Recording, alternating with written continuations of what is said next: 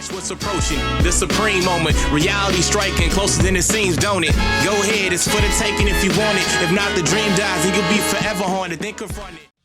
What's good? Similar to the Tech Super Saiyan Blue Vegeta unit that also did get a Dokkan Awaken, I wanted to test the physical Super Saiyan Blue Goku unit on the new Extreme Super Battle Road stage. Again, this will be the Super Physical type versus Extreme Intelligence units, but again, the Dokkan Awakens are very, very nice. So, of course, this is a prime location to test the new units out. It's not really the most ideal scenario for the two units to be tested. Basically, you're not going to get the most out of them because they're really meant to shine in longer, tougher battles like Infinite Dragon Ball History and Legendary Goku Battle. But this is more or less one of those practical battle stages. So, of course, I did want to test it out on this particular setting.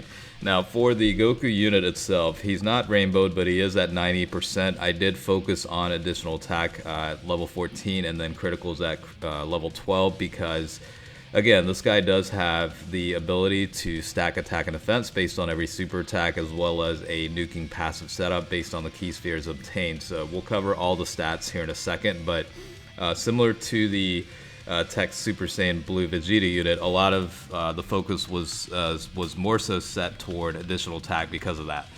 So let's just run through the stats and talk about it. The good thing about this unit's Dokkan Awaken, and you guys on the global side have had this for a while, but the Master and Student Bond category, this guy is an actual category lead for that in terms of a decent 120% boost toward HP attack and defense, as well as the category, not category, but Ki +3. Also, the secondary leader skill of physical type Ki +3, HP attack and defense increase of 90%. So a pretty decent leader skill setting for that. Again, in terms of the super attack, he does have the ability to raise attack and defense along with causing supreme damage to enemy. And the passive skill is where things are very nice. Attack and defense increase of 20% per Ki Sphere obtained, plus an additional attack and defense increase of 10%. Based on the physical Ki Sphere obtained, and then randomly changes Ki Spheres of a certain type, excluding physical versions to physical type Ki Spheres. So very, very solid super attack and passive skills ability. Again, because of those skill sets, I did go with heavier focus on additional attack, and honestly, I would recommend that approach. In terms of links, you're looking at Super Saiyan 10% to attack. Warrior Gods is 10% to attack as well. Kamehameha attack increase of 2500 when SA is launched. Super God Combat is attack increase of 15%. Resurrection F is attack increase of 700. And Prepare for Battle Ki +2. And then Fierce Battle is 15% to attack. As far as category goes, Realm of Gods, Pure Saiyans, Movie Heroes, Goku's Family, Kamehameha Bond of Master and Disciple, I guess the Master and Student Bond category. And again, 100% potential. You're looking at HP of 15,766, attack of 13,877, and defense of 9,206. 12 key multipliers, 145%. So very, very solid unit with the Dokkan Awaken. In terms of the team build itself for this specific Super Battle Road run, I did go with a Pure Saiyans approach. So as you've noticed in the beginning, definitely missing some potential key links or attack boosting links based on his link skills that he has, like Warrior Gods and Super God Combat. But I really wanted to build a team that was I would say, for lack of better words, balanced, because like, for example, the Super Saiyan 2 Goku unit that you see in the first slot with the EZA, that unit is actually very good defensively, and as you can see, I'm placing him in a location where a lot of the attacks are incoming because he can take attacks pretty well. The EZA for the Super Saiyan Goku, obviously very good stunner, built-in crits and all that, so very ideal unit to bring in Super Battle Road settings as well. The Transforming Vegeta, of course, is the category leads for Pure Saiyans. So, just to get a physical type team under Pure Saiyans, I basically had to choose him as a leader. And essentially, I ended up putting both the Transforming Vegetas as floater units in the third slot, just because I wanted a very certain structure in the rotations. The offsetting rotation from the other one you just saw, it's basically the LR Bardock unit, very good defensively. You know, stats increase based on the number of enemies. So Super Battle Road, of course, is a pretty good testing ground for that. And then the highlighted unit, which is the Super Saiyan Blue Goku. I kind of had to mix it up a little bit depending on, you know, how much of a reliance I wanted Bardock to defend. I kind of had to place a little bit of priority in terms of like obtaining orbs for that unit, in terms of maximizing, you know, the defensive capacity, but also the 18 key super. But you do see, you know, in situations where there are plenty of physical type orbs to obtain, then the Super Saiyan Blue Goku will end up getting it. And when you see him collect orbs, you will see those stats increase a lot. Now the other floater unit is the Super Saiyan 2 GT Goku unit, which also does have the ability to stack up the attack. I think it's just attack in this case. So he also does have the Kaioken mechanic, which is very beneficial to some degree in this run. But I think overall it's a pretty evened out team, and I did run through this a couple times, just kind of testing things out, and it seems to work out pretty well. So I have already cleared this in the past, but I just wanted to switch things up versus, I think, like, you know, the initial run that I cleared this stage with was, you know, double LR Gogeta lead, pretty much plowing through it, and then you have various units that can, you know, either stun or defend, you know, as getting the 90% benefit, and then a couple of units like Gotenks and whatnot. But this is strictly a pure Saiyans lineup, and you know, it's not the most ideal setting for the Super Saiyan Blue Goku because of, you know, certain units on the team that necessarily don't share the most link skills, but it's the most solid, evened out approach. So, you know, Super Battle Road it's not necessarily meant to be the most powerful, right? It's meant to be one of the more balanced approaches where everything works out in a certain functionality. You know, you have certain units that defend well, certain units that are offensively good, and then you have others that are more support or defense or stunning mechanics and stuff like that. So that's pretty much how this structure is. So again, it certainly does help to have the Dokkan Awakened Super Saiyan Blue Goku, because when you obtain a lot of ki, especially physical type ki, you're looking at a pretty substantial increase in defense, and he can certainly tank attacks close to like double digits in some cases. So it does make life a lot easier. Again, the only issue I see with this is if you have other LR units included on the team, then you have to kind of think about who to prioritize in terms of like how much in ki they obtain, right? And I don't know, like on the top of my head, you could certainly bring in other units that are orb changers, but again, you kind of lose out on some of the functionalities in a team build. So I guess if I were to do it, I would probably replace this Super Saiyan 2 GT Goku and potentially include an orb changer, depending on, I can't really think of any on top of my head, but the super physical type orb changers that can change. I guess, well, no, because I'm trying to remember if the physical type Kefla was on Pure Saiyans or not. Because sometimes they're weird about it, you know, where certain units will fall into it, but others like LR Gogeta wouldn't necessarily fall into it. So it's kind of like hard to remember if that was the case or not. But I'm sure there are other units that do have the ability to to change orbs, and I'm sure they'll be decent at it, you know, in terms of like the well, I guess the other one, I'm trying to think. Actually, it's kind of hard to think about this early in the morning, but well, I'll leave that up to you guys in the comments. Maybe you can provide some clarity on it. I'm not gonna waste too much time thinking about it, honestly, but okay, so I think this is the third stage actually. So we have the cooler gang, right?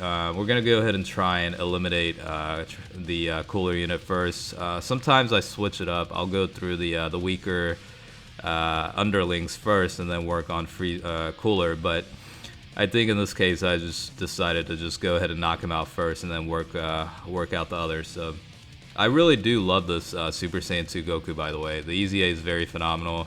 Personally, it's been one of the units I've had rainbowed for a long time, so I was actually very happy that he did receive an EZA along with a couple of others. So this unit I do use quite a bit on various settings, and he's quite useful. Bardock, I feel like, you know, he's certainly definitely a little bit underappreciated. I personally do like the unit a lot, and for these types of runs, he's definitely very good, especially from a defense standpoint.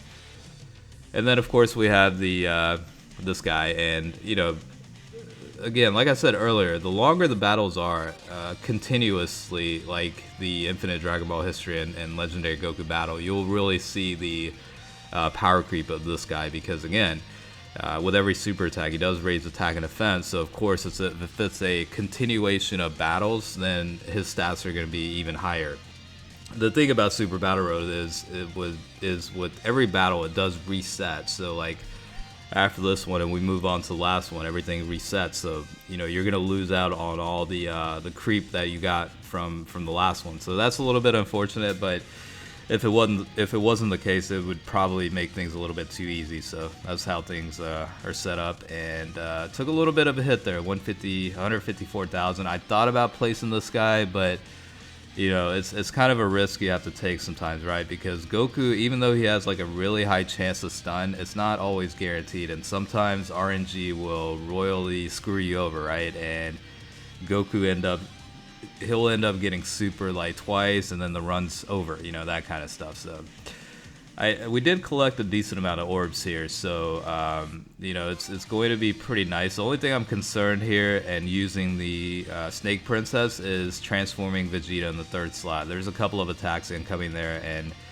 Vegeta necessarily isn't the best of tanks, and you know, a super could easily do some damage here. So we're actually going to take a very safe approach. I'm not worried about Super Saiyan Blue Goku or Bardock, but Vegeta, you know, 2 supers back to back could potentially ruin something. So we're just going to take the safe option here and just eliminate any potential risk.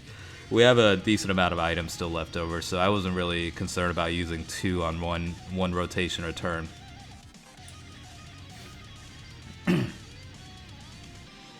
Now, obviously, if we didn't use the items, that damage taken would have been still pretty good, like in terms of tanking ability, because of how much in orbs he was able to obtain there. So again, it would have been fine, but Vegeta was a little bit one of those liabilities in that case. So that's really what it came down to. All right, so a lot of the attacks are coming up in the first slot. I don't really want to put the Super Saiyan Goku and try and stun, you know, after the super attack. Like basically, in this case, I would probably end up stunning. Well, it doesn't matter, Boo or Bobby D, whichever. But if it fails, you got a lot of attacks coming against the Goku. So the Super Saiyan 2 version is definitely more ideal to place in that spot. We'll see. So yeah, 98,000 is very low in consideration of you know, how much damage others could have taken. So that's really, you know, one of the reasons why I really love this unit. In terms of this Goku, the reason why you're seeing a lot of additional attacks is I went like level 17 additionals for that unit, since you know, he does have built-in crits based on changing parameters around like HP levels, but definitely better to go with additional attack on that unit. And you saw the you know, game changer where the additional actually stunned the enemy. So you know, so it really does help a lot. All right, so we're getting close to eliminating the Boo unit, and then we just have to work on Bobby D. So it's going to make things a lot easier once we eliminate the first enemy, and there's only one remaining. So I think on this team setup, the highest attack stat I've seen with Bardock was like 2.7 million roughly, I think. So you know, a pretty decent amount. I'm pretty sure this guy was set up at level 11 additional attack and level 15 criticals, and definitely took a pretty decent damage there, 210,000. So we should have some decent HP left, and I feel like Boo is still alive, that little bastard. Look at that, very little HP left, but he just wanted to avoid the inevitable there for whatever reason. But we'll go ahead and use the Ghost Usher and then use the Android 8 item afterwards. That way we get, 2 turns of a defensive boost, and we'll just eliminate Boo out of the picture. Goku is going to try and stun Bobby D here. That way we really don't have to worry about any attacks coming up if we're successful. Now ultimately it does come down to RNG, but we'll see what happens.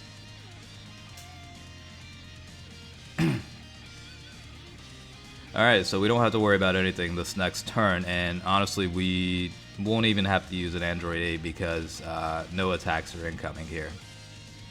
So that does save at least another turn of items, and then a lot of orbs here, so decent HP recovery, and attack stats are pretty high. And yeah, I mean defensively, if Bobby D was attacking, Goku would have been fine with the tanking ability. Missed out on the transforming Vegeta super attack, but that should be alright. So I think that's the highest I've seen so far, 2.34 million roughly, so that's definitely a pretty decent amount there. Too bad the additionals didn't kick in there, but it is what it is.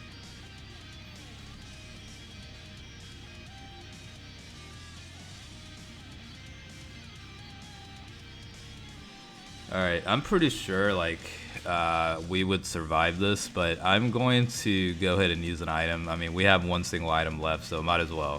The worst thing that could happen is to get super attack, and then the run is pretty much killed, so we're not dealing with that right now.